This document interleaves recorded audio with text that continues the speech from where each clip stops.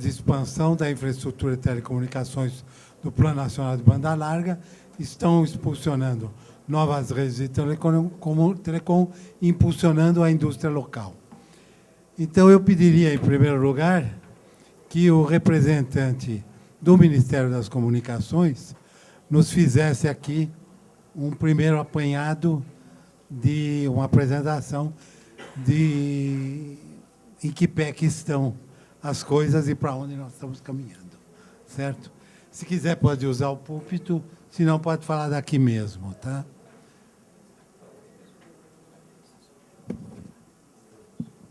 Perfeitamente.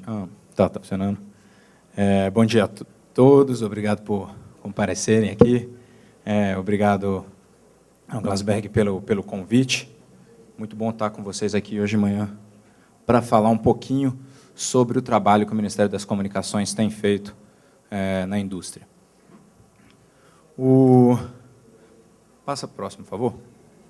Eu tenho aqui o controle remoto, deixa eu ver. Beleza. Aqui está meio torto, acho que do púlpito vai dar mais certo.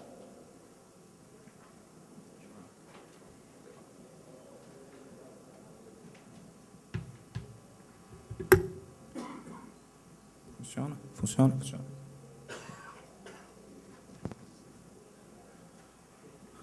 Pronto. Bom, quando a gente pensa no Programa Nacional de Banda Larga, geralmente só se pensa em Telebrás e internet de 1 mega a R$ 35. Acontece que, na verdade, o Plano Nacional de Banda Larga, né, que depois virou programa, é uma coisa muito mais ampla. Ele tinha aí diversos objetivos, entre eles, esses são os principais, que é ampliar o acesso à banda larga, a expansão do serviço de telecomunicações para as áreas rurais remotas, incentivar os investimentos em infraestrutura, fazer um arranjo regulatório tributário que pudesse reduzir preços e tarifas e melhorar a qualidade, que é um assunto que a gente tem discutido tanto aí no último ano. E, na sua concepção, logo se detectou que, em todos os países onde a gente tinha um ecossistema avançado de banda larga e de inovação em comunicações, tínhamos presente uma indústria de telecomunicações forte. Essa presença da indústria é essencial tanto para que a gente tenha uma cultura de inovação, sejam formados engenheiros, quanto para a gente conseguir também uma produção e equipamentos locais de ponta a preços acessíveis. Então, isso foi já colocado como um dos... lá não mudou ainda. Próximo slide, por favor. Estou com uma colinha aqui, aí eu mudo aqui, acho que já mudou lá. Foram colocados, então, 6 dimensões principais que o PNBL perseguiria, né? Seriam as formas de atuar para alcançar os objetivos de cobertura, velocidade e preço. A regulação, né, normas de infraestrutura, incentivos fiscais ao serviço, uma política produtiva tecnológica forte, a reativação da Telebrás e uma política de conteúdos e aplicações. Tudo isso era necessário para ter um ecossistema pujante e inovador em que a gente conseguisse ser o país que estava se visualizando. Próximo, por favor. A primeira, então, ação que o Ministério tem nesse sentido de fomentar esse desenvolvimento é o fomento à pesquisa, desenvolvimento e inovação. Isso aí vem desde muito antes do PNBL, com a criação do Funtel, lá em 2000, após a privatização do sistema Telebrás, foi necessário criar alguma coisa para que mantivesse a capacidade de P&D na época que a Telebrás tinha ativa. E o Funtel foi criado com esse objetivo e acabou sendo um pouco mais do que isso. Ele não só mantém a Fundação CPQD, que é a herdeira lá da inovação que a gente tinha no sistema Telebrás, mas ele também investe em chamadas públicas e encomendas tecnológicas, em chamadas não reembolsáveis, além de fazer empréstimos Ele atua no mercado reembolsável para qualquer empresa que tenha um plano alinhado com as suas diretrizes. Quais são essas diretrizes? É inovação tecnológica. O Funtel só existe para apoiar projetos com inovação tecnológica, e as áreas temáticas prioritárias são essas 3 áreas aí: comunicações óticas, comunicações digitais sem fio para banda larga e redes de transporte de dados. E quando a gente fala aí de redes de transporte de dados, a gente está falando principalmente de comunicação IP, roteadores, esse tipo de coisa. A realização não reembolsável do Funtel de 2001 até ano passado já está em 1 bilhão e 400 milhões. A gente tem aí diversas conquistas que foram conseguidas com esses recursos, desde de roteadores, até o desenvolvimento do Sistema Brasileiro de Televisão Digital, enfim. Isso aí é um projeto que tem dado muito certo e que foi agregado às demais ações do Programa Nacional de Banda Larga. Próximo, por favor. O poder de compra governamental também sempre foi pensado como um estímulo, né? Próximo. Ele tem o poder de compra usado por diversos países para impulsionar a sua indústria local. Os Estados Unidos têm um Buy American Act que remonta aos anos 30. O Japão tem uma política de compras também. E a Coreia do Sul tem uma política chamada Shables, que fomentou lá a Samsung e a LG. E, baseado nesse estudo do MCT de 93, verificamos que realmente era uma das maneiras mais disseminadas e mais efetivas de fortalecer a indústria nacional. Próximo, por favor. Para isso, foram feitas algumas alterações em 2010, junto ao Programa Nacional de Banda, do lançamento do PNBL, na Lei 8666, criando a possibilidade da margem de preferência. Margem de preferência foi regulamentada aí ano passado e permite que um produto nacional, com tecnologia nacional, tenha até 25%, um preço 25% superior numa compra pública do que um produto privado. Um produto que seja apenas produzido no país, ele tem uma margem um pouquinho menor, e, para isso, você depende de um estudo técnico que diga que você realmente, nesse setor, o patamar seria esse. Foi conduzido esse estudo aí com o BNDES, com o SLTI, Ministério do Planejamento, e se verificou que no nosso setor de TICs, realmente, é possível a gente utilizar para fomentar a nossa indústria o total de até 25%.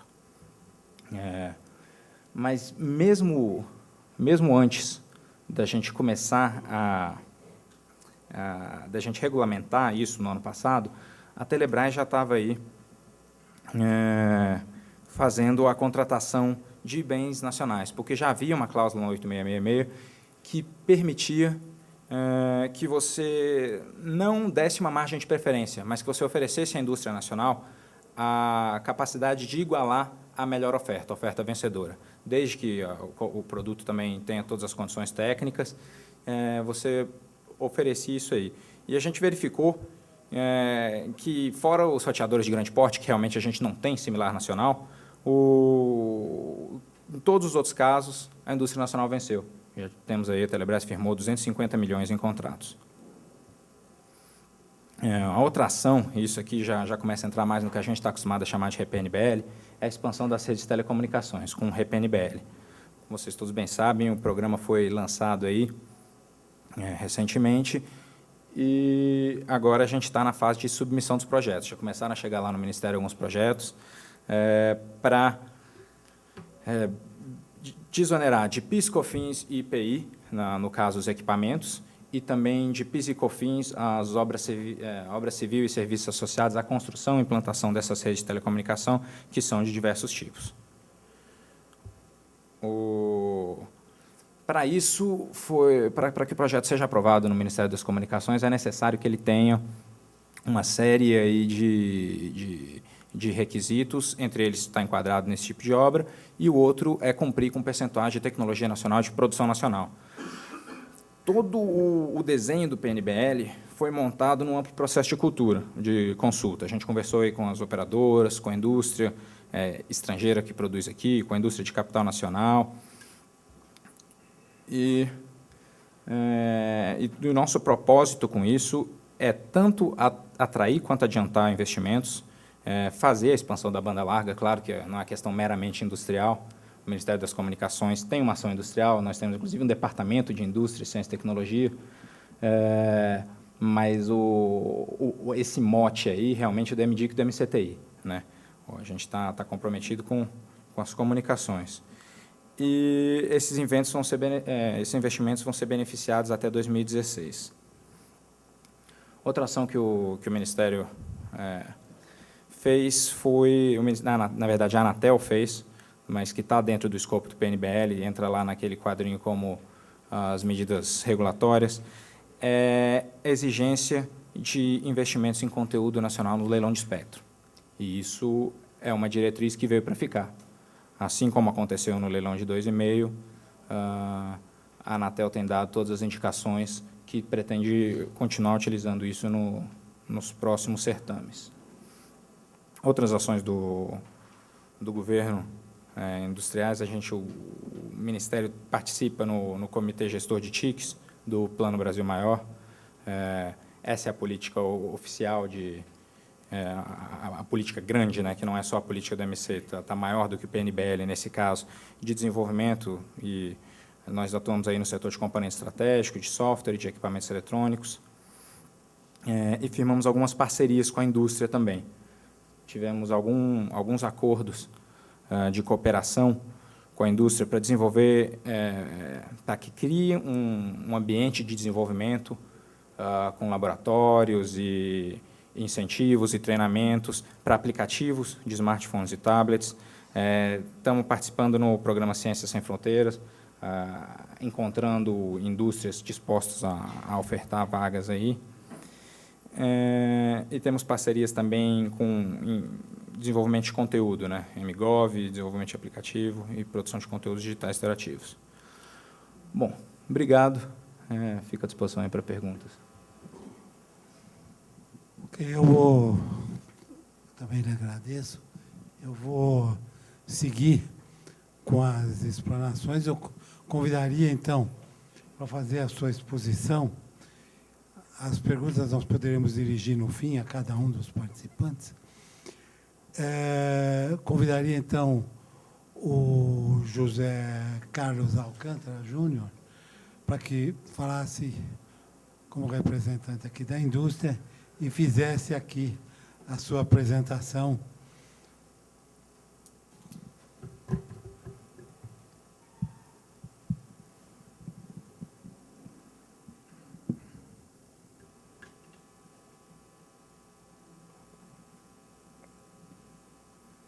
Bom, senhoras e senhores, primeiramente, bom dia a todos. Gostaria de começar agradecendo a Telebrasil pelo convite.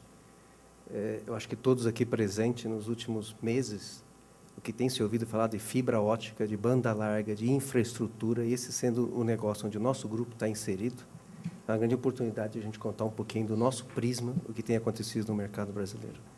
Queria também cumprimentar o Otávio e o Eduardo na mesa, para a gente dar prosseguimento, então. Bom, o Otávio já me economizou um slide, né? Falando um pouquinho do PNBL, a questão das dimensões, os 3 pontos chaves: cobertura, velocidade e preço, e os 6 vetores que aqui estão construindo o PNBL. A nossa exposição vai se centrar um pouquinho mais na parte de política produtiva e tecnológica, rede nacional, que está voltado mais com o nosso negócio em si, né?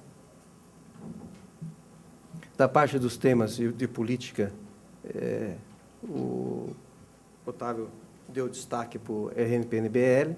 Nós estamos vendo aqui toda a questão que aqui está inserida, a porcentagem de PPB e de tecnologia nacional dos produtos, a redução do IPI, que foi levado a 0 para os produtos com tecnologia nacional, a questão do investimento, financiamento, perdão, do PSI, é o trabalho feito em parceria com o BNDES, políticas de compras governamentais e exigências de investimento em produtos com PPB e tecnologia nacional foram ações diretamente ligadas à produção e à indústria nacional.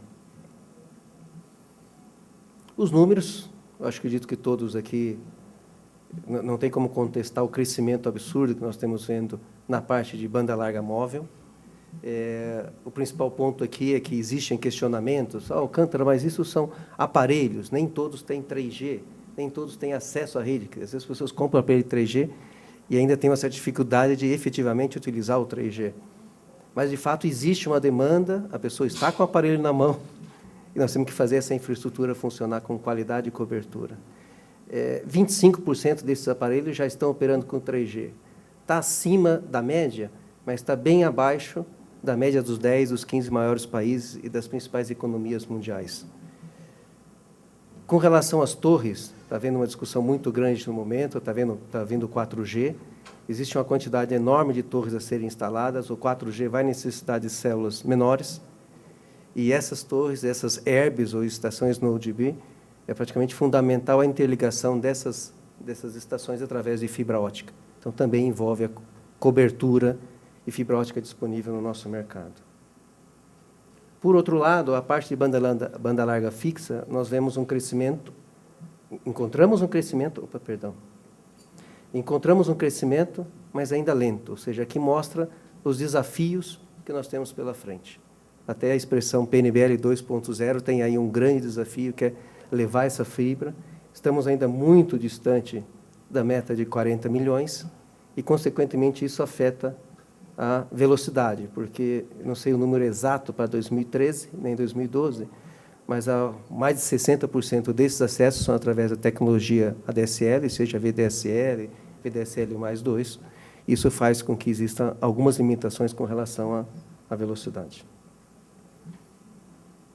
Um dado recente da Anatel, dos 5.570 municípios, nós temos uma quantidade muito grande de municípios onde a fibra está a uma certa distância, seja 1.500 a 200 quilômetros desses municípios. Então, esse é um desafio, principalmente na região norte e nordeste, onde nós temos aí 75%, 74% dos municípios, onde a fibra ainda está distante de chegar a um ponto do município. Por isso, discute tanto a parte do satélite de baixa ordem para os países perto da linha do Equador. Então, mostra também um grande desafio da indústria e das políticas, no sentido de levar a fibra ótica para esse volume tão grande de municípios. Sem ela, não vai ter a banda larga, nem a universalização do acesso à internet. Aqui eu vou colocar um dado curioso. Tem algumas pessoas aqui que a gente conhece na plateia, que faz parte dessa história como a nossa empresa, que eu gostaria de abrir um pequeno espaço para contextualizar o PNBL e a produção nacional. Desculpem as figurinhas, mas eu sou reconhecido na empresa pelo homem que coloca as figurinhas nas apresentações. Em 2003, todo o mercado brasileiro representava, isso são dados da CRU, todo o mercado brasileiro representava 160 mil quilômetros de fibras óticas. Para ficar mais claro para vocês, eu tenho aqui na minha mão um cabo de 144 fibras. Ou seja, 1 metro de cabo representa 144 metros de fibra. Como nós temos cabos de 6, de 12, de 36, de 72, a unidade de medida é o quilômetro de fibra, não do quilômetro do cabo. Okay? Mas, nesse período de 93, esses 160 quilômetros de cabo, pela quantidade de fibra média, 160 mil quilômetros de fibra, pela quantidade média de fibra no cabo, representava em torno de 4.000 a 4.500 quilômetros de cabo. Okay? Após a privatização, aqui começou os grandes backbones. Lá em 91, antes ainda, 90, 91, nós tivemos a ligação Rio-São Paulo, o grande backbone da Embratel na época, com 36 fibras, 2 cabos. Estava começando efetivamente o consumo em grande volume de cabos óticos no mercado brasileiro. Após a privatização, houve um boom. Logo depois das 27 operadoras do sistema Telebrás começarem a montar seus backbones, nós saímos de 160 mil a 2 milhões de quilômetros de fibra, principalmente derivado pelas redes metropolitanas. Temos que fazer esses backbones, chegar nas grandes empresas e foram montados os grandes anéis metropolitanos. Aí estoura a bolha do .com e várias outras questões econômicas financeiras mundiais, não vou entrar no detalhe aqui, saímos de 2 milhões para 200 mil. Ou seja, nesse momento, a indústria brasileira de fabricação de cabos óticos, inclusive de cabos metálicos, praticamente fechou suas portas. Entramos num processo onde várias empresas pequenas fecharam. O grupo Furukawa começa a trabalhar fortemente na parte de dados, de quebramento estruturado, representando 40% do faturamento. Pirelli se sustenta na base da sua parte de energia e começa a negociar se fica em telecomunicações ou não. O grupo Telcom, que hoje é Prysmian, entra a Dractel, o grupo holandês, no processo. Ou seja, foi um golpe muito duro para a indústria nacional de cabeamento, de cabos óticos. Nós costumamos dizer, só um exemplo para vocês nesse período, 2000, 2001, um dado real da Furukawa, agora falando de cabos de cobre, em fevereiro nós estávamos produzindo 1.280.000 quilômetros veia. Em abril, a carteira era 50 mil. Quer dizer, desapareceu a demanda brasileira numa virada de chave. Então, nesse período, nós vemos como sobreviventes do mercado. O grupo Furukawa tinha aqui como acionista a Mitsui, com 49%. A Mitsui deixou o grupo e a Furukawa do Japão assume a Furukawa brasileira. E, no mesmo período, compra a Lucent nos Estados Unidos e passa a ser o FS. Ou seja, o mercado global sofreu um grande golpe. E o mercado brasileiro praticamente ficou com um risco muito grande de desaparecer a indústria local de produção de cabos. Associando a outras ações de política, em 2001, se efetiva o PPB, o uso do processo produtivo básico em cabos e fibras ópticas no país. Aí você começa a ter, através da lei de informática, o IPI hoje, que é 15%, começa a utilizar 3%. Foi o primeiro suspiro para a indústria nacional. Então, a importância da política em fazer com que a indústria nacional de cabos deixasse de existir. Isso aconteceu na Argentina, se extinguiu toda a parte de fabricação em vários países. Então, a importância do processo. Nesse período aqui, passamos um período bastante difícil de adaptação das linhas, de adaptação, não só a Furukawa, a indústria brasileira de cabos. Em 2006, 2007, começa a haver um crescimento, temos exportações, começa novamente a ter a parte de redes metropolitanas e redes de acessos. Aqui começa a discutir a parte de tecnologia nacional efetivamente. O nosso grupo, particularmente, estava voltado 100% para PPB, sendo bem honesto e direto. Aí vocês veem o que acontece aqui, né? No momento de crise, começa a crise americana, nós saímos de 1 milhão de quilômetros de fibra para, em 2010, 2011, chegar a praticamente 5 milhões de quilômetros de fibra. O que se produzia o ano todo, a demanda brasileira do ano todo, em 1993, era consumido em menos de 20 dias no ano de 2011. Quer dizer, imagine uma indústria local que vinha de uma sobrevivência ao que estava acontecendo, como teve que reagir. Aqui a decisão é importante e, novamente, entra, e depois surge o PNBL em 2010. A decisão das empresas aqui estabelecidas, ou abre o mercado, porque pela crise mundial não tem como seguir investindo, ou seja, o acionista decide, eu estou com fábricas paradas nos Estados Unidos, tenho fábricas paradas ociosas na Europa, fábricas ociosas no Japão, porque vamos investir em seguir aumentando a capacidade de produção no Brasil, visto que há poucos anos quase houve fechamento e encerramento das operações de toda a indústria local. Então, aqui é um momento de decisão extremamente importante, e na sequência entra o PNBL, que dá claramente um vetor, uma direção, coloca na agenda a pauta cobertura nacional, banda larga, como uma política de governo. Então, por isso que eu coloco nesse cenário essa pequena história do que está acontecendo, da demanda de cabos ópticos no Brasil, aqui não é Mercosul, é só Brasil, da importância dessa política e de como isso fez com que hoje ainda exista uma grande indústria de fabricação de fibras e cabos ópticos no mercado brasileiro. Acho que alguns dos senhores aí participaram dessa história, não entro em muitos detalhes, mas acho que é fácil reconhecer o que está acontecendo. Em 2012, tivemos uma queda, sofremos um resfriado aqui, nós costumamos dizer, no mercado, o pessoal esperando o que seria o RPNBL, a situação da Europa que estava acontecendo, o mercado precisando mandar para os seus acionistas o capital aqui gerado, as receitas aqui geradas, e agora volta em 2012, um novo crescimento, se espera um patamar de 5 milhões de quilômetros de fibra por ano novamente. Okay? Nos próximos 3 anos, se estima um valor de entre 5 milhões a 6 milhões de quilômetros de fibra no mercado brasileiro, depois isso vai gradativamente cair. Então, nós vivemos sobre um fantasma de ter feito um investimento grande e ter caído. Agora, proporcionalmente, imagine a dificuldade de tomar decisões, sendo grupos internacionais, se seguimos investindo forte no país, ou se torna esse país um grande território global das grandes fábricas que nós temos na Europa, Estados Unidos e na Ásia. Certo? Então, isso cabe, eu falo pela Furukawa e por demais participantes do mercado que estão junto com a gente nesse processo. Uma outra coisa interessante que eu queria mostrar para vocês, usando o gráfico ainda, né? Aqui separado por tipo de produto, no início nós tínhamos como, porque isso tem um impacto muito grande na política, no investimento no mercado brasileiro. O cabo tinha que ser o cabo diretamente enterrado, o cabo para longos vãos, os grandes backbones brasileiros. Nós dizíamos que os cabos ópticos tinham que suportar tudo. É roedor, é tiro, é operador, mão de obra destreinada, o dia chalala. Agora nós temos que produzir um cabo no Brasil para suportar rompimento por retroescavadeira ou escavadeira. Aí nós decidimos que a parte de serviço deveria envelopar o cabo, porque o cabo não ia suportar tamanha agressão.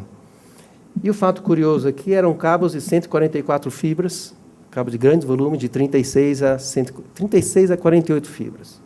Depois das redes metropolitanas, surge a necessidade de um novo tipo de cabo.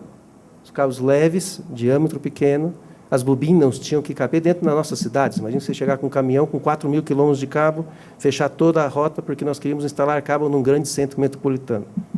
Aqui aumenta o volume de fibra ótica dentro dos cabos. Depois vem o tombo. Quando vem o tombo, acontece uma coisa interessante. A nova demanda de cabo que surge, de novo, eu vou repetir várias vezes a importância de uma política clara e está na pauta, na agenda do governo nas discussões, o cabo de 144 fibras, de 72 fibras, troca por outro, abre o leque. Eu tenho os cabos de acesso de 2, 3, 6 fibras e começo a ter cabos até de 288 fibras. Quer dizer, como dimensionar a fábrica? Imagine vocês uma extrusora que tem uma vazão de polietileno por um cabo desse diâmetro e amanhã eu tenho que fabricar um cabo com diâmetro de 2 milímetros. Quer dizer, mais um desafio, por isso colocado aqui, se investe ou não na indústria nacional. Porque você tem uma mudança no perfil do produto. Nesse momento, nós vivemos uma coisa curiosa. Pela primeira vez, nós temos demanda nesses últimos anos. Nos últimos 2 anos, e agora em 2013, vai acontecer em 2014 e 2015. Nós, pela primeira vez, temos pedidos de cabos de 288 fibras, 576 fibras, e o volume de cabos, que a gente até brinca se será que devemos chamar de cabos ou não, de 1 fibra e 2 fibras, passa a ser absurdo. Então, realmente tem que ter a gama, a flexibilidade da empresa tem que ser extremamente grande e novas máquinas produzirem cabos, cada vez com diâmetro menor, mais leves e de fácil instalação, uma vez que o custo agora, com a mão de obra, é importantíssimo, instalar tanto Fiber to the Home, Fiber to the Curb. Então, esses foram os grandes desafios que a indústria vem, que eu queria abrir a janela e contar para os senhores. Aqui algumas fotos são fortes para quem está do meio, por isso eu vou passar rápido, mas essa era a realidade brasileira, os desafios que a indústria de cabo tinha, de colocar o cabo nesse tipo de infraestrutura, os 93 e ali para frente. Depois passamos por um período, que foi aquele pico maior de 98, 99, que foi essa infraestrutura, as grandes redes metropolitanas. Se falasse que era um funcionário da parte de cabos, era apedrejado pelo fato de ter gerado, se acreditava a nossa culpa, muitas vezes, esse tipo de, nos grandes centros metropolitanos, essa instalação desses cabos. E hoje, senhores, principalmente o pessoal dos ESPs e operadoras, vivem essa dificuldade, que é fazer com que o cabo chegue até o nosso escritório, até a nossa residência. Então, a questão de espaço físico e da fibra. Então, eu costumo dizer, vou permitir mostrar para vocês que estão de longe, nós tínhamos um cabo que era desse tipo, e hoje o que nós chamamos de cabo óptico são isso aqui, com 8 fibras aqui dentro. Não é só da empresa, mas o grupo de telecomunicações. Ou seja, o quanto flexível e como é difícil tomar decisões na indústria de cabos. Eu sei que na parte de equipamentos também passa por mudanças grandes, mas o exemplo aqui, então, nós vamos ver a fronteira a ser ultrapassada. Não só o diâmetro, mas também a capacidade da gente fazer esse tipo de mágica sem romper a fibra ótica e seguir o sinal. Ou seja, necessita-se investimento ou se abre a porta e deixa o mercado totalmente aberto. Então, a importância de você não simplesmente trazer o produto, mas desenvolver e fabricar o produto no Brasil e passar a ser a indústria brasileira responsável por toda a região do Mercosul. Ok? E aqui eu mostro para vocês como reagiu a indústria. Opa! Pode colocar no modo apresentação, por favor. Se vocês olharem aqui, o tamanho do risco do grupo todo. Aqui não é só a empresa que eu represento, mas nos últimos 4 ou 5 anos, foi investido 4 anos, foi investido 62 milhões de dólares, 2009, 2010, 2011, para os segmentos de cabo. Isso é um valor significativo, visto os riscos todos que eu comentei com os senhores aqui. E está se investindo agora, 2013, 2014, mais 60 milhões de dólares para que a indústria brasileira tenha capacidade de seguir atendendo. Se vocês observarem aqui em 2011, a curva raspou. Isso é gerado principalmente pela mudança desse cabo. O mix de quantidade de fibra por cabo faz com que a capacidade de produção flutue. Então, em 2011, houve importação de cabos. Os próprios grupos aqui estabelecidos no Brasil tiveram que importar cabos para atender aquele pico que saiu de 300, de 1 milhão para quase 5 milhões de quilômetros por fibra. Agora estamos vivendo um outro frio no estômago, né? Porque com o investimento feito, você não investe em meia máquina, né? Você não faz metade da produção. Então, a indústria nacional vai chegar, em 2014, a quase 8 milhões de quilômetros de fibra. Ou seja, é extremamente sensível, qualquer grande alteração de rota da política industrial, você mata de vez, porque o que vai ser feito com todo esse parque industrial estabelecido no Brasil? Então, é uma aposta feita, uma aposta grande, e demonstra claramente que se acredita nessa necessidade de cobertura do país, que o governo vai seguir com essa agenda, com essa pauta, que o PNBL 2.0 vai na direção, e para nós é muito importante seguir ouvindo dos senhores a palavra fibra ótica e cabos óticos por um tempo grande, até a gente recuperar todo esse investimento pesado que já foi feito. É só a questão agora de instalar máquinas e colocar, de fato, isso a produzir. Aqui um exemplo só do acesso, muda os cabos, isso não são cabos só da Furukawa, mas os drops, cabinhos de 2 e 3 fibras.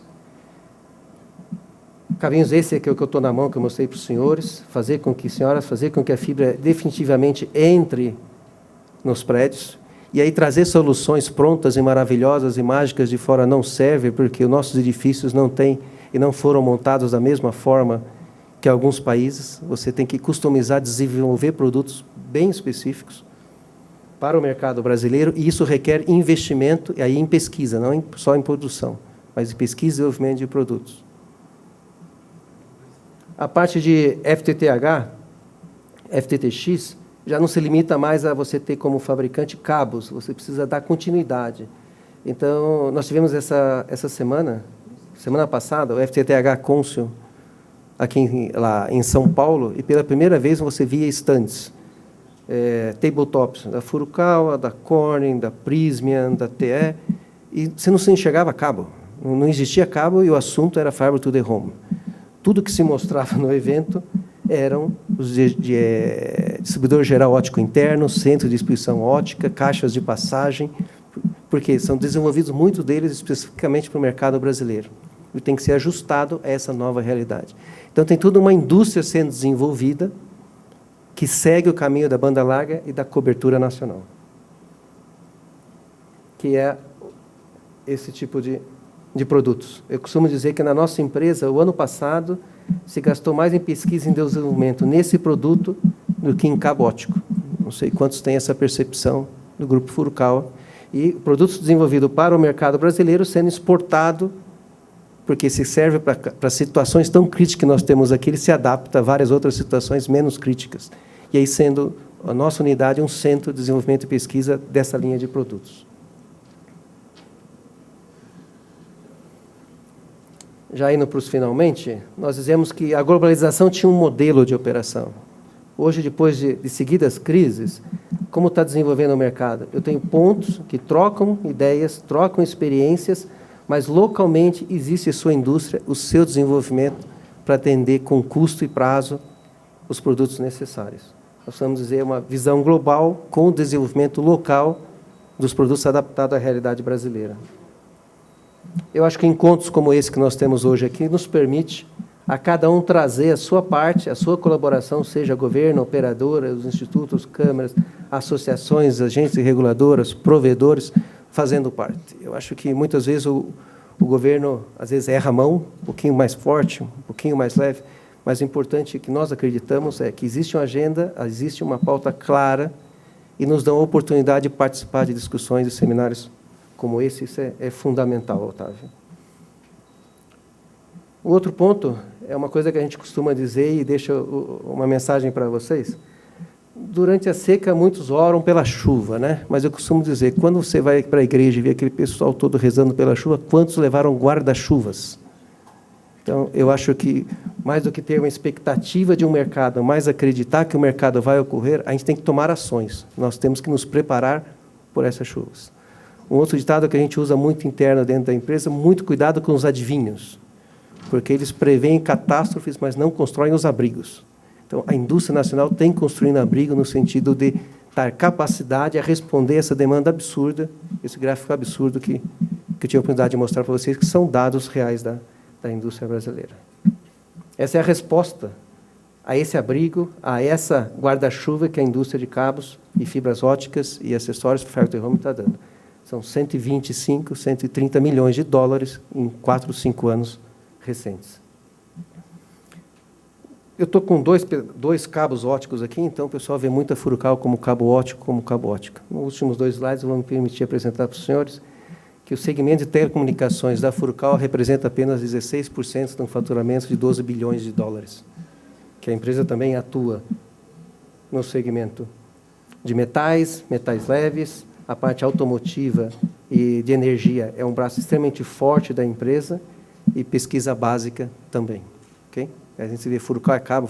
No Brasil, desde 74, tem se mudado isso gradativamente, a imagem só de cabo.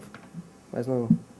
Essas são nossas unidades, que costumam dizer que, muitas vezes, o PPB, a tecnologia nacional, é para a indústria nacional. Eu acho que nós temos fábricas, polos de desenvolvimento e pesquisa no mundo todo, seja na Ásia, China, Malásia, Tailândia, na Europa, na Dinamarca, na Alemanha, na República Tcheca, na Hungria, nos Estados Unidos, e nos ajustamos à legislação e à política para ter o nosso centro de desenvolvimento aqui, e seguimos investindo a ter novos centros. Em 2014, a gente deve ter os primeiros equipamentos GPON e EPON produzidos na unidade de Curitiba, por exemplo. Okay?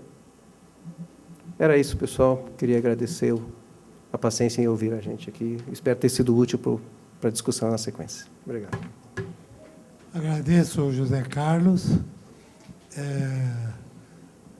que nos apresentou muito bem aqui os altos e baixos dos sofrimentos da Furukawa aqui no país, desde o início dos anos 2000, quando tivemos aí, especialmente a quebra da indústria das operadoras de TV a cabo, que atingiu pesado a Furukawa, certo?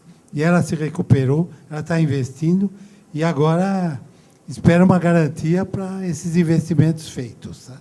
Porque ela já viveu momentos de muito sofrimento aqui, eu acompanhei de perto. Convido agora o Eduardo Neger, da Abranet, que vai dar o ponto de vista dos provedores de acesso à internet e como é que eles estão vendo o ponto em que nós estamos atualmente. Você escolhe, você fala daqui ou de lá. Tá.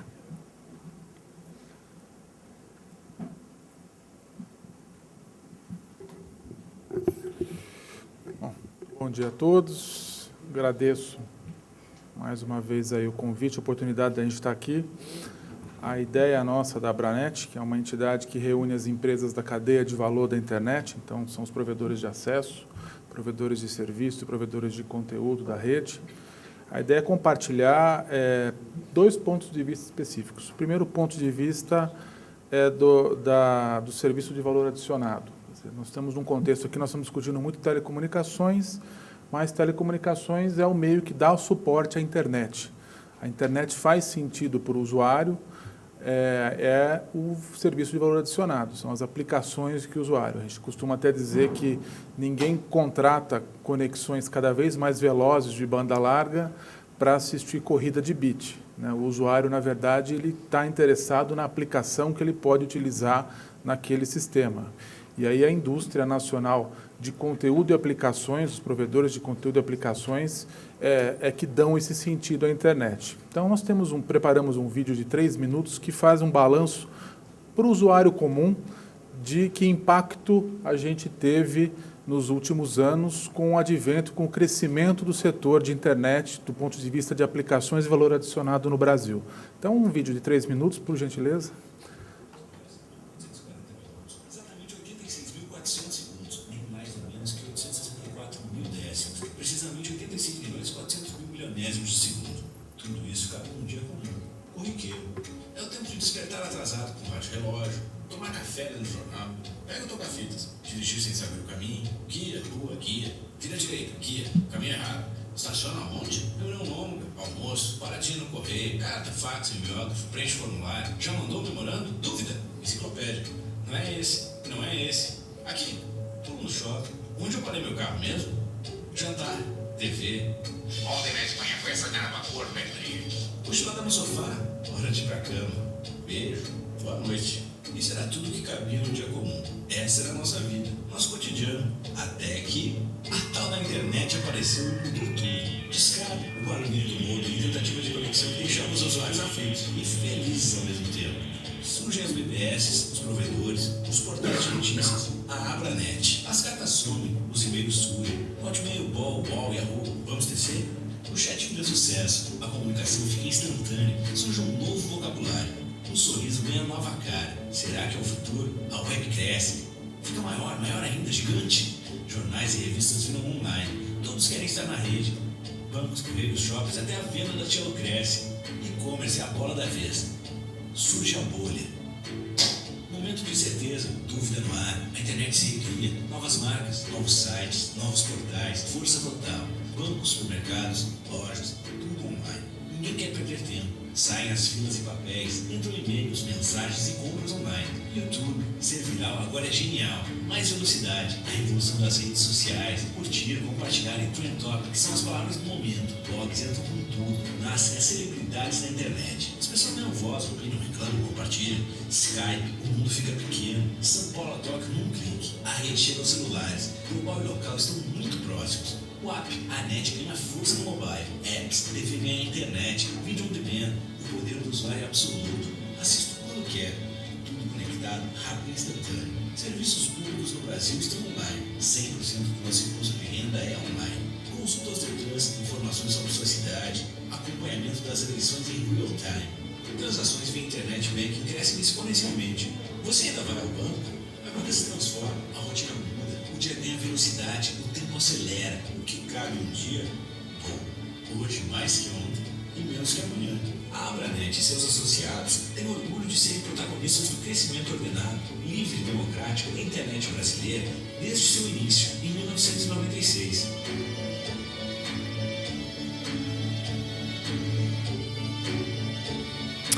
Bom, então a ideia, por favor, se puder colocar a apresentação, a gente discutir um pouquinho esse ponto de vista das aplicações e um ponto de vista bastante peculiar também dos provedores de acesso, especificamente os provedores de acesso que estão em pequenas cidades, em pequenos municípios. Os provedores de acesso e aí as tecnologias que podem ser utilizadas, rádio, fibra ótica, os acessos wireless, o discado, o satélite. A gente tem também dentro da cadeia de valor da internet infraestrutura e tecnologia, são os data centers, as aplicações, as ferramentas aí tecnológicas mais voltadas a software. A gente tem também a cadeia de valor relacionada ao e-commerce, e aí nós estamos falando não especificamente do varejo em si, mas do desenvolvimento de aplicações para o e-commerce, aplicações logísticas, aplicações relacionadas a pagamentos. A gente tem também as aplicações relacionadas aí a serviços web e conteúdo, que vai desde o conteúdo jornalístico, autoral, até o conteúdo que é gerado pelo próprio usuário, que cresceu bastante através das redes sociais. Então, quando a gente olha os números, eu vou passar rapidamente, porque esses dados aí acho que todos já conhecem muito bem, em relação à penetração da banda larga, mas nós percebemos que há uma relação direta entre toda essa cadeia de valor e a penetração desses serviços na população. Não só a penetração, mas a qualidade desse serviço. E aí, quando nós temos uma rede que é dependente, basicamente, da qualidade dos serviços, quer dizer, nós temos a dependência da rede de telecomunicações que dá suporte a esse serviço, é uma rede que é utilizada. Quando nós tínhamos o modelo dial-up, era uma rede utilizada da operadora STFC, Então, existiam as suas limitações físicas. E quando nós passamos para um modelo onde existem os operadores SCM, Serviço de Comunicação Multimídia, muitas vezes as empresas de internet acabaram se dividindo, tendo o seu lado de valor adicionado e também tendo que construir suas próprias redes. Então, isso é muito comum em pequenos municípios, onde existem operadores locais que constroem as suas redes para poder prestar o seu serviço de valor adicionado. A gente percebe, além do crescimento da base de usuários, uma tendência do aumento de demanda de banda, e nós vamos ver mais para frente que isso hoje tem sido um grande alavancador aí do crescimento para a indústria de equipamentos e de infraestrutura. Na verdade, nós temos um crescimento da base de usuários, mas os usuários que estão na base demandam cada vez mais banda por conta das aplicações desenvolvidas. Só passar rapidamente, são algumas tecnologias. Esse é um fenômeno interessante que acontece no Brasil. Esse dado atualizado deve estar beirando quase uns 3.800. A gente pode dizer que hoje dificilmente nós vamos a algum município do Brasil onde não exista a prestação de serviço de um provedor local, de um operador local de serviço de telecomunicações, que é um operador de serviço de comunicação multimídia. São empresas que começaram basicamente com a tecnologia via rádio, muitas vezes para atender regiões periféricas das cidades ou municípios muito pequenos, onde não existia uma penetração ou uma competição efetiva do serviço de telecomunicações, e que prosperam em muitas regiões, hoje implementando redes de fibra ótica. Muitos desses provedores, inclusive, estão até com o advento da licença UCA, já ofertando também, além dos serviços de voz, já se planejando para ofertar serviços também de vídeo. Então, é um fato hoje, qualquer pequeno município que a gente vai no país, a gente dá uma olhadinha, dá uma procurada, a gente vê que tem aquelas anteninhas via rádio em algumas casas, em alguns estabelecimentos comerciais, são justamente alguns serviços via rádios prestados por esses operadores locais que hoje têm um papel significativo no mercado, especialmente no interior do país. Esse aqui é um dado bastante interessante. Se nós somarmos todos os operadores, essa foi uma estimativa de 2011, mas ela ainda se reflete hoje, se nós somarmos todos os operadores locais de serviços de telecomunicações, todos os provedores locais somados, se eles fossem uma única empresa, eles seriam aí a quarta maior empresa de banda larga do país, né? Então, para a gente ter uma noção do tamanho desse mercado.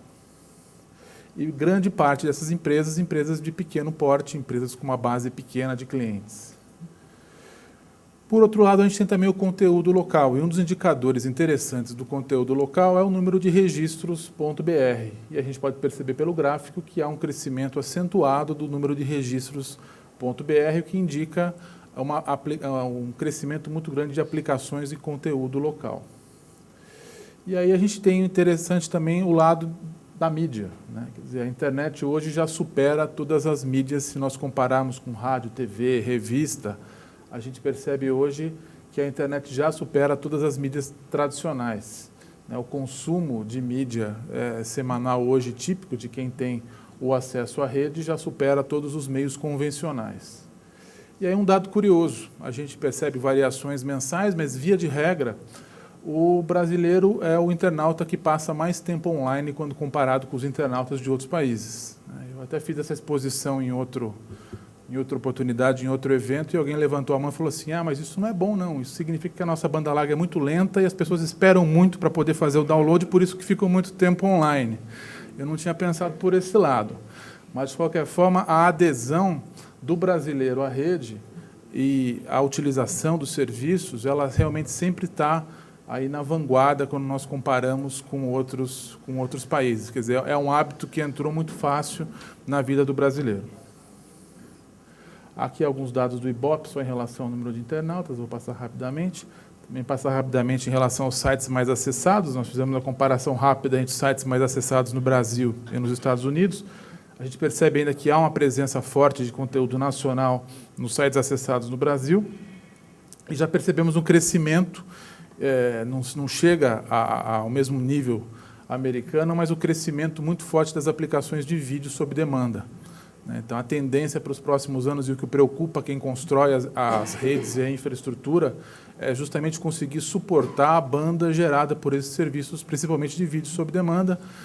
Hoje, se nós somos numa loja de eletrodomésticos, certamente metade dos modelos disponíveis à venda já tem conexão à internet. Então, se a gente começar a pensar que toda a base de televisores do país vai começar a ser substituída por TVs que acessam a rede, nós vamos deixar de ter aquele desktop único na residência acessando a rede para ter uma rede Wi-Fi, onde existe o smartphone, o tablet e todas as TVs da casa consumindo HD, na mesma conexão na internet, e o usuário disposto a não pagar um centavo a mais do que já paga na banda larga atual. Então, esse é o grande desafio de conseguir aumentar a banda. E um dado curioso, quando uma operadora móvel vende um smartphone, ela não está só aumentando o tráfego nas redes 3G, nas redes GSM. Na verdade, ela está aumentando também o tráfego de internet nas redes fixas, porque a maior parte do tráfego dos smartphones ele circula pelas redes Wi-Fi, seja nos escritórios, seja nas residências. Então, cada novo smartphone que entra nas redes móveis é um forte gerador de tráfego também nas redes fixas, na internet fixa. Bom, e falando rapidamente um pouquinho dos impactos sociais, nós tivemos a oportunidade de fazer um trabalho aí pelo país para levantar a banda larga no interior do país, um trabalho chamado Expedição Abranet WDC, para levantar um pouquinho o modelo de como como está sendo conduzida a implementação da banda larga em cidades e municípios menores. Nessas regiões a gente percebeu, o carro já ficou bem sujo, que muitas das vezes existe uma pequena empresa local que começa com venda de informática e acaba virando um provedor de acesso sem fio e acaba crescendo para atender uma demanda de uma comunidade que muitas vezes não tinha esse tipo de acesso. A gente percebe que isso é muito comum em municípios pequenos, mas também em áreas rurais. Quer dizer, muitas das vezes nas áreas rurais a gente percebe que, inclusive, esse tipo de serviço não é nenhum serviço que as empresas fazem sem ter uma remuneração adequada. Quer dizer, esse tipo de operação de atendimento a áreas rurais e municípios pequenos, para aquela empresa de pequeno porte, faz sentido e é lucrativo. Isso que é muito interessante. E o backbone da Telebrás, chegando em diversos municípios, possibilitou, através até da competição, que essas empresas conseguissem crescer com sua base de clientes. E aí nós temos vários casos. Esse é até um caso curioso no interior da Bahia. Coincidentemente, estava passando até um carro do Google para fazer o levantamento lá do Google Maps, numa cidade chamada Santa Luz, na Bahia, e ali atrás a gente percebe ali que tem um provedor chamado Mandacaru Net, um provedor via rádio que atende ali a área periférica daquela cidade. Então, como é que coexistem essas duas realidades aí dos gigantes globais de conteúdo, mas a operação local com empresas de pequeno porte, eminentemente empresas locais atuando nesse mercado. O mesmo vale para diversas regiões do interior do país, a gente percebe construções, muitas vezes até com uma infraestrutura que às vezes demanda até um pouco mais de investimento, mas de provedores locais aí construindo suas redes para atender esses nichos específicos de mercado. Bom, e quando a gente fala do crescimento do tráfego, que eu havia comentado agora há pouco, aumenta muito mais o desafio de toda essa cadeia de valor. Quer dizer, essas redes somente de rádio não suportarão a demanda, quer dizer, a necessidade de investimento em fibra, em tecnologias que suportem a demanda do usuário, e não é porque o usuário está no município menor ou está numa área rural que ele se contenta em ter uma internet com um desempenho menor. A demanda do usuário é exatamente a mesma, ele quer usar o seu televisor, ele quer acessar o conteúdo de vídeo, ele tem o mesmo tipo de demanda do usuário urbano. E aí, oportunidades que nós enxergamos para toda a cadeia de valor da internet. Quer dizer, para os operadores do serviço de comunicação multimídia, o desafio do PNBL e da expansão da internet, da massificação da internet no país, é justamente a construção das redes. E quando nós falamos de pequenos operadores, é importante que eles tenham consciência de que, num mercado que é intensivo de capital e a escala é muito importante, é essencial para essas empresas buscarem nichos, seja um nicho específico de segmento de mercado, seja um nicho geográfico, um município pequeno, uma área remota, uma região rural.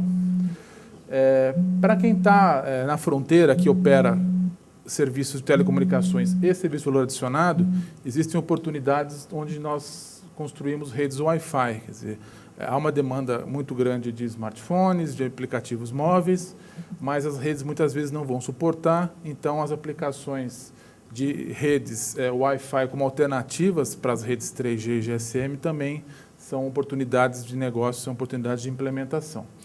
E quando nós falamos de valor adicionado, nós estamos falando de pesquisa e desenvolvimento nacional e aplicações, né? Então, software como serviço, e cloud computing e conteúdo over the top. E a gente percebe que o brasileiro é muito criativo e existem muitos casos de sucesso de empresas que desenvolveram aplicativos para rodar na rede, aplicações em nuvem ou modelos de negócio inovadores e que têm tido bastante sucesso na rede. Quer dizer, é essencial a criatividade dessas empresas. Bom, quando a gente fala só de infraestrutura, é um gargalo, quando a gente fala de computação em nuvem, é muito festejado, mas a gente tem que lembrar que para a computação em nuvem ser eficaz e as aplicações em nuvem massificarem no país, há uma necessidade de uma infraestrutura compatível. Senão a experiência do usuário vai ser bastante negativa e nós não vamos ter o desenvolvimento dessa indústria. E quando nós falamos de competição na internet, no valor adicionado, nós não estamos falando daquela competição física de quem passou um cabo aqui, de quem construiu uma infraestrutura em determinado lugar. Nós estamos falando de uma competição mundial. Quer dizer, se meu data center não tem condições de ser implementado no Brasil, se não tem um cenário adequado, tanto tributário quanto regulatório, esse data center fica operando fora do país e muitas vezes a empresa sequer tem CNPJ no país, porque nós estamos falando de internet, isso pode estar hospedado em qualquer lugar do mundo. Então, é essencial isso dentro de políticas públicas, quando a gente trata tanto com legisladores como os operadores do executivo, é essencial a gente ter em mente que se a gente quer ter desenvolvimento de aplicações de computação em nuvem e desenvolvimento de software no país, é importante que o ambiente seja favorável, porque senão a distância entre os concorrentes é um clique, né? Então, a gente tem que ter essa noção de quão dinâmico é esse mercado. Carga tributária, como comentei, seria um grande obstáculo para o desenvolvimento e todos esses planos de desoneração, e inclusive o RPNBL, a gente pensa no RPNBL inicialmente como um programa para telecom, mas ele é aplicável também para data centers e para projetos conjuntos. Então, isso é muito importante na construção da infraestrutura.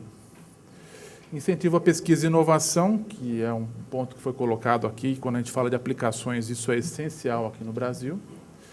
E aí eu dou um exemplo claro, essa foto foi tirada na última feira da CeBIT em Hannover, quer dizer, já está se discutindo aí se o Facebook pode acessar a sua cafeteira, porque alguém desenvolveu alguma aplicação que a cafeteira compartilhava alguma coisa com os amigos do Facebook, quer dizer, a internet das coisas. E nessa mesma feira a gente encontrou um stand que tinha bastante sucesso, de um aplicativo onde a pessoa podia chamar o táxi, o taxista tinha a localização, um aplicativo que estava tendo bastante sucesso. E qual foi a nossa surpresa? Que esse aplicativo foi desenvolvido por uma empresa brasileira. Quer dizer, a gente percebe, tanto no ambiente das incubadoras de empresas brasileiras, junto às universidades e no mercado em geral, que o mercado de desenvolvimento de aplicativos para a internet, tanto aplicativos em nuvem quanto aplicativos para tablets, aproveitando muito a preferência do brasileiro pelo conteúdo nacional, é hoje uma grande janela de desenvolvimento. Então, quando a gente pensa só na construção da infraestrutura, de atendimento de banda larga, de massificação da banda larga, a gente tem que lembrar também que, junto com isso, o recheio dessa aplicação, o recheio dessa implementação, certamente poderá vir e poderá ajudar a florescer diversas empresas no ramo de conteúdo, no ramo de aplicações. Eu acho que isso é muito importante, alinhar, junto com as políticas públicas, esse tipo de desenvolvimento que é extremamente favorável aí para toda a cadeia de valor da internet. E só para a gente encerrar, o impacto disso para as pequenas e médias empresas também é essencial. Quando nós falamos de nuvem para uma empresa que não tem condições de ter um data center ou de ter um departamento de TI, isso possibilita ela ter um nível de qualidade nas suas aplicações e nos seus serviços semelhante ao de grandes empresas. Então, certamente, o modelo de computação em nuvem, e, mais uma vez, totalmente dependente da qualidade da infraestrutura de telecomunicações, é essencial para o quesito competitividade das empresas nacionais. Bom, mão de obra qualificada, e aí nós temos os desafios, evidentemente, de infraestrutura, que são desde desafios da região norte até desafios de áreas rurais, onde é uma dificuldade muito grande de infraestrutura. E a mensagem que a gente quer colocar é justamente de otimismo em relação às oportunidades que nós temos, basicamente no desenvolvimento que nós enxergamos de provedores locais de nichos de mercado. Os provedores de acesso locais têm ainda uma taxa de crescimento muito superior à taxa média do mercado, mas também a gente não pode descuidar das aplicações. É aquela história de fazer sentido. A internet tem que fazer sentido para o usuário, então a gente não pode descuidar disso, porque muitas vezes na camada de valor adicionado é que está o maior valor do cliente, né? Então, quando a gente muitas vezes pega serviços de telecomunicações, eles acabam tendendo a ser uma commodity, e a diferença, a maior lucratividade, a maior margem para inovação está justamente nas aplicações de rede. Então, é importante a gente não descuidar disso. E quando a gente olha para a internet com uma cadeia de valor mais complexa, a gente não pode, de maneira alguma, desprezar os efeitos que as aplicações e o conteúdo da rede têm para a indústria nacional que trabalha nesse segmento. Então, seria essa a nossa mensagem. Agradeço a atenção de todos. Eduardo, muito obrigado. Eu coloco aqui rapidamente os palestrantes. Ainda temos um bom tempo aqui à disposição. Quem quiser fazer uma pergunta, quiser fazer uma colocação, temos aqui um microfone. Só peço apenas que se identifique e diga também a organização a qual pertence.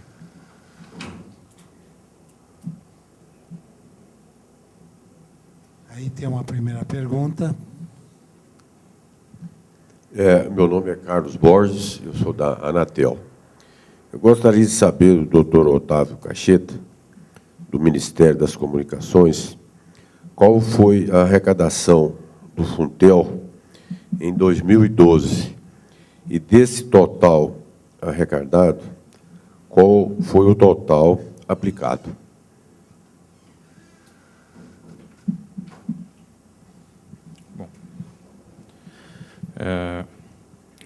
Certo. Bom, o Funtel é uma contribuição, ele incide sobre o faturamento das operadoras de telecomunicação. Qualquer serviço de telecomunicação faturado no Brasil, 0,5% vai para o Funtel. Basicamente, o fato gerador é esse. A gente tem um faturamento do setor que agora está na casa de...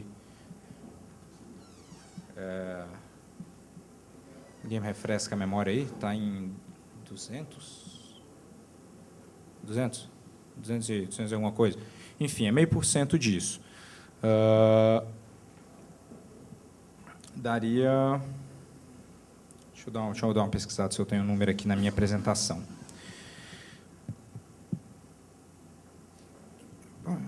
Cadê? Está aqui.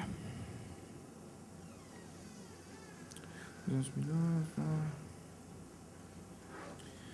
Funtel.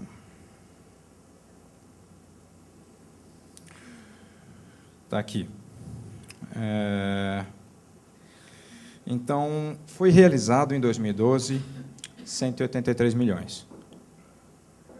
Do total da arrecadação, o fundo recebeu 183 milhões e realizou tudo. 100 milhões na realidade reembolsável e 83 milhões na realidade não reembolsável. E eu não quero chutar e errar aqui o número, mas é 0,5% sobre a receita de serviço de telecomunicações. Desculpe? É 0,5% sobre a ROL. Isso, sobre a ROL. O total arrecadado em 2012, 100% foi aplicado? Não, de forma alguma. Há um contingenciamento. Mas do que foi repassado pelo governo para o Funtel, do que não foi contingenciado, todos nós sabemos. Enfim, o Funtel é arrecada, mas tem um contingenciamento aí.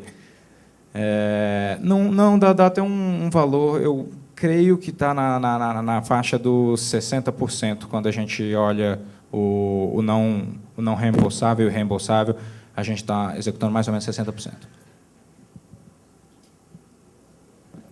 Outra questão? Então, eu me permito fazer uma questão. Esse fim de semana, uma das grandes revistas de circulação semanais de circulação traz uma matéria justamente trata das questões de acesso em regiões remotas do Brasil. E ela particularmente se concentra sobre a Telebrás, certo? E diz que, enfim, mostra ali que em várias regiões o backbone da Telebrás não está lá. Eu queria, então, lhe colocar como é que está esse projeto dentro do PNB, do Plano Nacional de Banda Larga. E não só a Telebrás. Pergunto também às operadoras de telecomunicações, principalmente as concessionárias, né? Telefônica e, particularmente, a Oi, que que trata mais dessas regiões distantes e remotas, como é que está, em que pé que nós estamos dentro do que se esperava que se atingisse? Certo. Bom, não sei para os senhores que não tiveram a oportunidade de ler a reportagem citada da Veja, tem uma reportagem de 3 ou 4 páginas sobre a situação atual da operação da Telebrás após sua reativação e sobre o estado da banda larga nas áreas mais remotas no Brasil. A situação pintada, enfim, eu acho que ela é um pouco apocalíptica demais e não reflete tão bem a realidade. De fato, tem lugares que ainda estão desassistidos e que a gente está trabalhando junto com a Telebrás esse ano, agora, tendo em vista os investimentos necessários para atender todas as cidades sedes da Copa do Mundo, a capilaridade e a infraestrutura da Telebrás ativada aumentou muito, mas o que a gente pode ver no PNBL é que se a gente comparar 2012 para 2011, por exemplo, nós tivemos o maior crescimento na história em números de acesso à internet. No último levantamento da UIT, que eu creio que foi publicado em 2012, com dados de 2011, o preço médio da banda larga caiu 47%. Então, nós temos aí um quadro que, antes do início do PNBL, a gente tinha realmente um quadro, um atraso razoável em relação aos outros países, e não é uma situação que você reverte imediatamente. Mas nós acreditamos que dentro das dificuldades que encontramos, estão andando bem. Esse último ano, tanto que a infraestrutura da Telebrás foi instalada, sinaliza isso, e o PNBL não é só esse atendimento da Telebrás.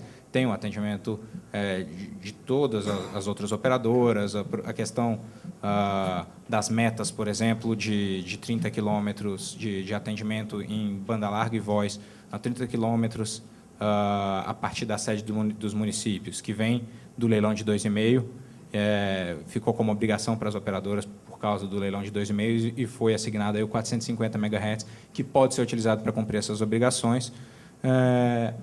Vemos que tudo está encaminhado. É evidente que não é perfeito, a gente não tem a penetração e a velocidade da Coreia do Sul, como gostaríamos, mas achamos que está encaminhado e que as críticas são um pouco exageradamente alarmistas. Quanto às operadoras, as concessionárias, as empresas privadas, como é que elas estão? Bom, aí a gente tem que debater, né? Evidentemente tem uma demanda muito grande, tanto que ano a ano o setor, né, o número de acesso em banda larga cresce vertiginosamente.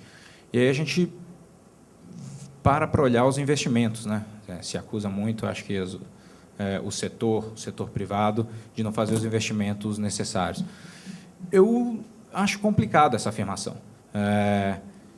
Cresceu, por exemplo, os investimentos do ano passado foram os maiores na história recente, de 2012 para 2013, de 2011 para 2012, aumentou em 20% o total investido pelo setor. Então, nós vemos que o setor está se preparando o tempo todo para dar vazão ao atendimento. Nós enxergamos aí no Ministério com preocupação a questão de acelerar o máximo possível isso. Mas, dentro do que é possível, nós acreditamos que as operadoras têm trabalhado uma parceria boa com a gente. Aqui atrás, Ana Paula Lobo, do portal Convergência Digital. Eu queria fazer, na verdade, uma pergunta para o Néger e aproveitar o Cacheta também, até em cima do que o José da Frucal colocou, que 75%, em torno de 75% dos municípios ainda não tem fibra óptica, né, ou tem uma distância de 150 a 200 quilômetros do backbone. Só me confirma se é isso mesmo que você colocou na sua apresentação. Municípios da região norte. Norte e Nordeste. Na região Sul-Sudeste. Sul, mas no Norte e Nordeste, onde a gente... E aí a pergunta, né, os provedores de internet, eles estão se mobilizando para mandar as propostas para ter o benefício do RPNBL? Eles vão ter condições de mandar seus projetos até o dia 30 de junho? Porque as operadoras questionam esse prazo do dia 30 de junho. Para os provedores de internet, esse prazo é suficiente? Vocês estão vendo essa mobilização? E, para o Cacheta, eu queria saber se, dentro dos projetos que já chegaram, se ele pode falar se tem algum de data center. Bom, dentro da Abranet, essa discussão aí do RPNBL, primeiro passo, talvez, tentar entender o mecanismo, né, porque o prazo, certamente, foi muito exíguo para as empresas acertarem o seu planejamento. E as primeiras discussões que a gente teve em relação a isso, e a análise de participação nas empresas, o primeiro obstáculo, na verdade, ocorreu em relação às empresas menores, os pequenos operadores de telecomunicações, SCM, que muitas dessas empresas elas estão no regime do Simples, né? Então, por uma questão legal, elas não poderiam estar entrando dentro do RPNBL, porque elas já têm um benefício fiscal dado pelo Simples. Existe uma possibilidade delas estabelecerem um consórcio com fins específicos para poder atuar, mas isso já gera uma complexidade jurídica. Realmente, o tempo é muito exíguo para isso. Certamente seria muito bom para o setor se houvesse uma prorrogação no prazo, e certamente um dos pleitos que o setor tem, os provedores têm, é que esse prazo seja prorrogado para que as empresas tenham mais tempo para compor os projetos e, principalmente, poder avaliar se são viáveis ou não, porque é muito importante, e os provedores têm isso bem claro, que não há uma isenção pura e simples de tributos, mas o tributo fica suspenso, e o provedor, o operador de telecomunicações que está participando desse projeto, ele tem a responsabilidade de entregar esse projeto, e se esse projeto não for entregue de acordo com o que foi definido inicialmente, ele tem a responsabilidade de pagar todos aqueles tributos. E aí a gente imagina, num contexto onde existe um consórcio com várias empresas, quer dizer, se uma das empresas participantes do consórcio deixar de cumprir o que foi planejado no projeto inicial, todas as empresas do consórcio vão ter que pagar aquele tributo que foi temporariamente suspenso. Então, as empresas têm que avaliar esse risco. Outra coisa é colocar na ponta do lápis qual é o efetivo benefício, quais são os fornecedores efetivos nacionais. Muitas vezes, as empresas não estão sabendo exatamente quais são efetivamente os fornecedores e até que ponto o patamar de preço desses fornecedores, quando comparado com concorrentes que não estão dentro desse contexto, até que ponto isso vai valer a pena ou não para as empresas.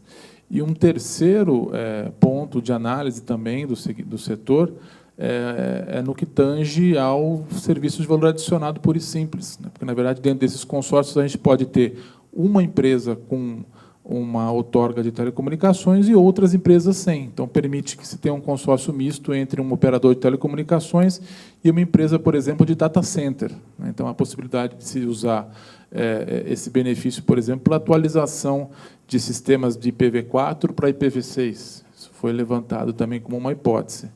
Mas aí entra toda aquela análise relativa a custo-benefício, as alternativas que existem no mercado e, principalmente, ao risco desse projeto não conseguir ser executado conforme o planejamento inicial. Então, certamente, será muito bem-vinda uma prorrogação para as empresas poderem analisar melhor isso e ter uma definição. Muitas empresas, a priori, avaliaram e viram que não é interessante. Muitas empresas ainda carecem de tempo para avaliar, e muitas empresas viram que é extremamente interessante, estão correndo para tentar cumprir esse prazo. Mas, certamente, seria muito interessante que esse prazo fosse prorrogado para a gente ter uma adesão mais madura, aí, pelo menos do setor dos pequenos operadores de SCM e das empresas também de valor adicionado que possam estar integradas nesse processo. Bom, Ana Paula, queria começar complementando o que o Eduardo falou aí, que realmente há uma questão, o projeto, como o benefício ele é concedido a um projeto aprovado pelo Ministério das Comunicações, ele só é convertido realmente, ele vira coisa feita após a fiscalização, que verifica se o projeto foi, de fato, executado. Senão, Alguém vai, contrata, enfim, aprova um projeto, compra um monte de material e ficaria com benefício. Mas não é uma coisa assim tão... esse risco, claro, de não se cumprir o projeto tem que ser avaliado, mas nós entendemos no Ministério que mudanças de projeto ocorrem, acontecem situações supervenientes, seja um problema de falta de fornecedor na indústria, ou, de repente, aquela questão, o projeto não é mais tecnicamente ou comercialmente viável, e já está prevista a figura, no RPNBL, é prevista a figura de você revisar o projeto. Então, acho que isso aí, espero que possa ajudar os associados da Abranet a submeterem os projetos. Quanto à quantidade de projetos de data center que já tenham sido submetidos, eu não opero no dia a dia o sistema e não saberia dizer. O que eu sei dizer é que os projetos demoraram um tempo para começar e eles estão chegando em massa nas últimas semanas ao Ministério. Não sei se há entre eles algum de data center. Eu não sei números. O pessoal me falou que começou a chegar coisa lá. Sim. Um repique aí. Esse decreto da isenção de impostos para implantação de redes de fibras óticas, me parece que ela está destinada a prestadores de serviços de telecomunicações, exemplo que o senhor mencionou, para os autorizados de SM, Serviço de Comunicação Multimídia. Mas, veja bem, a título de exemplo, a Petrobras, por exemplo, ela não presta serviço de telecomunicações, mas ela tem um serviço limitado privado. Eu pergunto, ela poderia reivindicar essa isenção para construir fibras óticas, redes de fibras óticas, e alugar a capacidade ociosa, ou ela não tem esse direito de apresentar um projeto para reivindicar essa isenção de impostos? Essa é a minha primeira indagação. Uma segunda indagação, o doutor Otávio, no caso do decreto do PNBL, está previsto que em locais, por exemplo, um bairro do município de Rio de Janeiro, que não tem nenhuma prestadora de serviço de telecomunicações, de SM, disponibilizando o acesso à internet, está previsto que a Telebrás vai atender o usuário final. Existe já alguma programação para esse atendimento do usuário final pela Telebrás? Tá. Vou responder ao contrário, que eu acho que a segunda é mais fácil, né? A Telebrás, nas conversas que tem tido conosco, não apresentou essa intenção, não conheço nenhuma diretriz nesse sentido.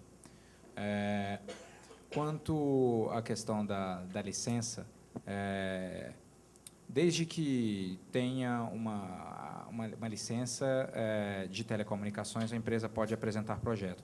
Eu não tenho certeza exatamente se essa licença tem que ser para serviços em regime de interesse coletivo ou se tem que ser de restrito. Tem que ser interesse coletivo. Então, tem que ter uma licença de interesse coletivo. Não tendo, não é possível. O que a Petrobras poderia fazer é entrar num consórcio com uma outra empresa que tenha uma licença coletiva e aí apresentar o projeto. Ok.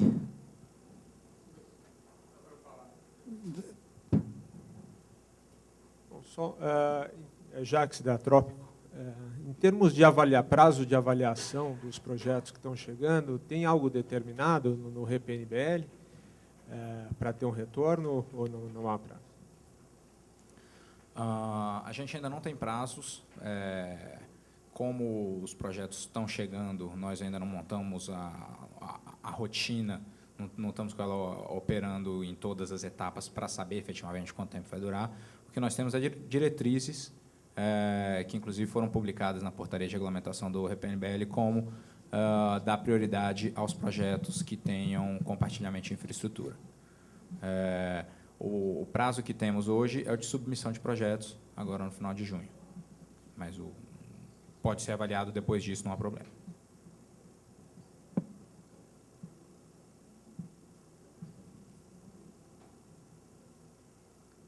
Alguma questão a mais? Tem aqui na frente ainda. seria o último, tá? Se não houver mais ninguém, porque já passamos aqui do nosso horário, logo mais é o nosso almoço. Bom dia a todos, meu nome é Guto Belúcio, eu sou de Londrina, sou vice-prefeito, conselheiro no Sercontel e empresário na área da educação. Eu já estudei um pouco do Plano Nacional de Banda Larga, já tinha alguns conceitos, não sou da área de telecom, tem muita sopa de letrinha aí que eu não entendo, mas estou aprendendo, né? E a gente vê que tem um desafio muito grande para o Brasil. Tá?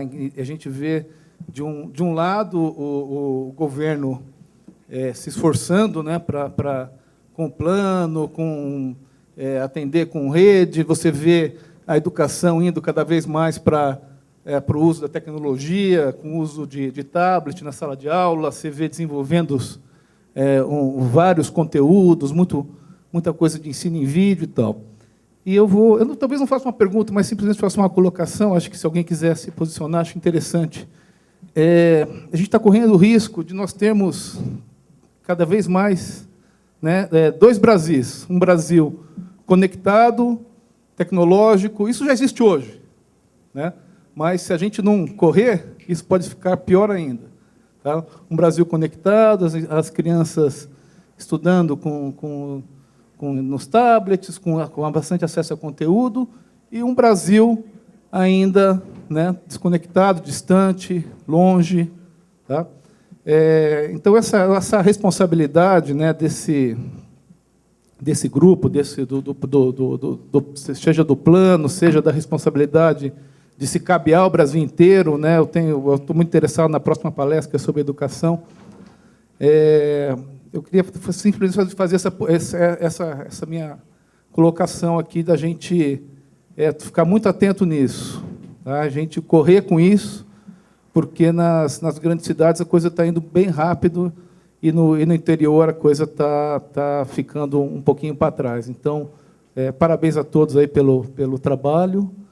E a minha posição era essa, eu queria falar isso aqui. Obrigado. Quem quiser comentar, fica à vontade. Algum comentário? Sim. Sobre a questão dos dois Brasis, eu acho que, de fato, é um problema que a gente tem atualmente, mas eu vejo a tendência contrária. Eu vejo que a gente cada vez mais tende a ter um Brasil, um Brasil só e não dois. À medida que o crescimento da banda larga é cada vez mais rápido, e nós estamos aí trabalhando o tempo todo para lançar, enfim, novas ações para chegar nesses locais onde ainda não chegamos. E o nosso objetivo aqui, o que está todo mundo fazendo, é justamente trabalhando, como o senhor colocou, para que seja um problema do passado e não que seja um problema do futuro. Ok, eu agradeço, então, os participantes da mesa, a todos os presentes. Tá? Peço uma salva de palmas para nós, portanto.